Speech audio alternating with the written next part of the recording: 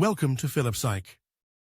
The more unintelligent a man is, wrote Arthur Schopenhauer, the less mysterious existence seems to him. And nowhere is existence more enigmatic, more layered, and more misinterpreted than in the dynamic between man and woman.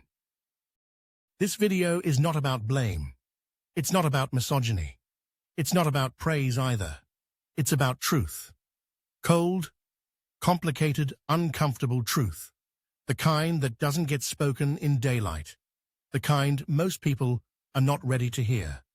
Because most people would rather hold on to illusions, especially about women. We live in an age where the surface is everything, where personality is branding, intimacy is performance, and honesty is filtered through public relations. In such a world, women are often seen as symbols, mothers, muses, victims, goddesses, but never as full human beings with their own unconscious drives, contradictions, and shadows. That's not flattering. That's not marketable. That doesn't sell perfume or feminism. But Schopenhauer didn't care about flattery. He wrote unflinchingly about the brutal machinery behind desire and reproduction. He believed that women were not what culture painted them to be, not morally superior, not purer, not wiser, just different, biologically, psychologically, evolutionarily different, and not always in ways that men want to admit. He saw through the romantic myths, he dissected them, and what he found was not a fairy tale, but a strategy. In Schopenhauer's view, the entire architecture of womanhood, femininity, emotion, tenderness, was not built on virtue. It was built on survival. Women, he wrote, are the embodiment of the species' will to life.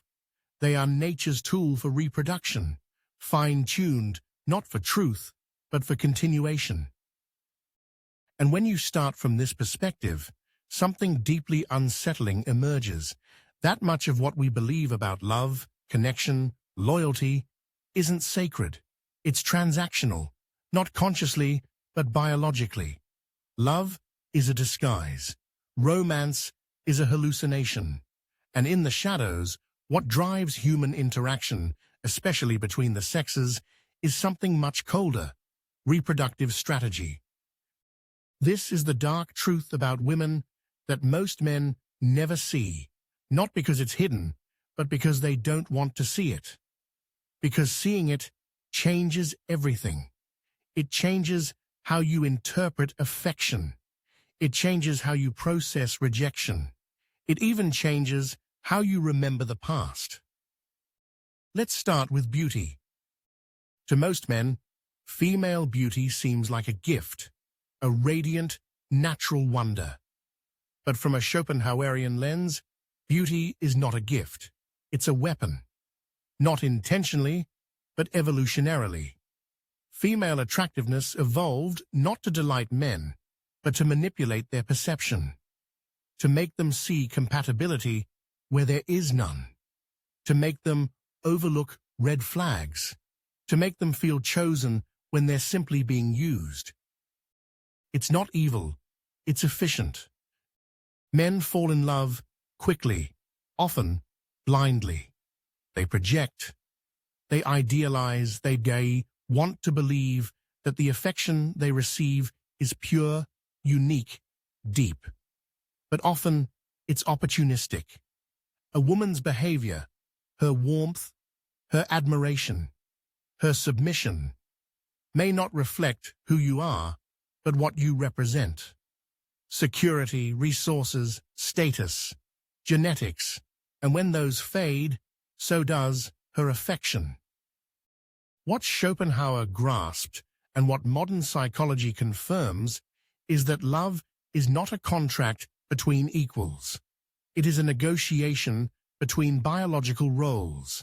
Men desire, women choose, but choice is never neutral. It is calculated. And the calculation, more often than not, is unconscious. Even motherhood, often glorified as the purest expression of female virtue is, in this darker frame, just another mechanism of nature. Not a selfless act, but a strategic one, to ensure protection, to secure investment, to entangle the father, emotionally or legally. Women do not love children more than men do.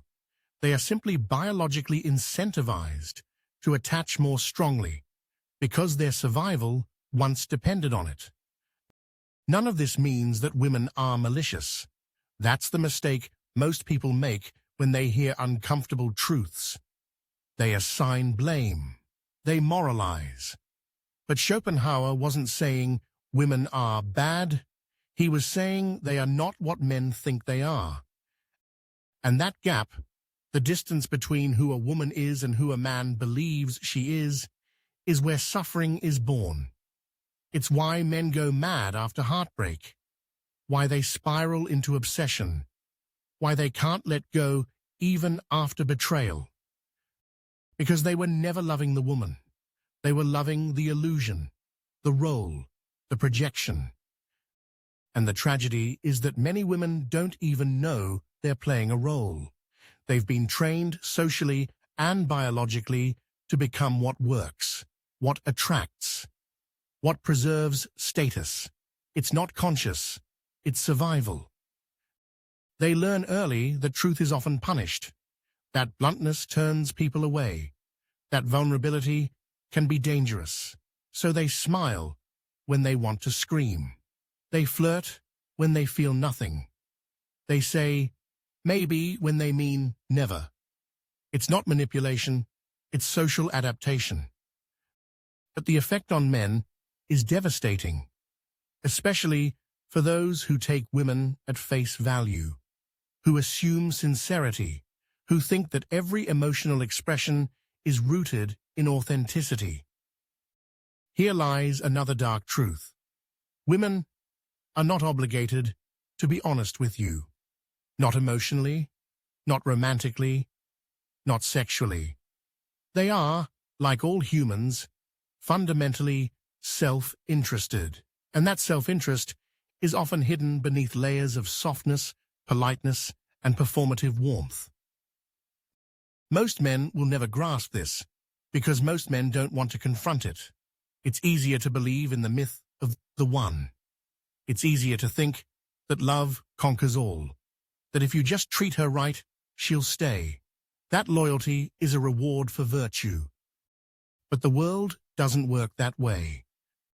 Women don't choose based on goodness.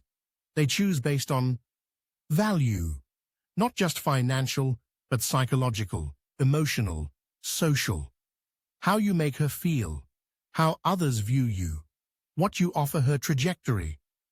Not what you offer in kindness, but what you offer in leverage. And when a better opportunity comes along, the equation shifts, quietly, gradually, often without warning. Because the decision to leave is rarely about one thing. It's the accumulation of invisible disinterest. Schopenhauer saw all this. He saw that men suffer not because women are cruel, but because men are blind. They live in fantasies, and those fantasies get shattered. He warned that women, left unchecked by philosophical clarity, could become tyrants of the heart, not because they are inherently domineering, but because they are masters of ambiguity. They speak in riddles. They act in contradiction. They charm and confuse in the same breath. And by the time a man understands what she really meant, it's already over. But here's the most important part. None of this is an argument for bitterness. It's an argument for clarity, for seeing things as they are, for removing the rose-tinted glasses.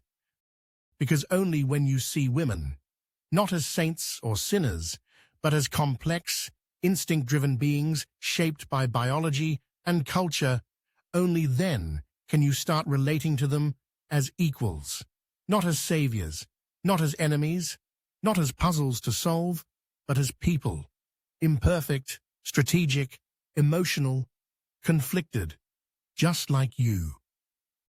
The truth is dark, but darkness is not evil. Darkness is just what we haven't looked at yet.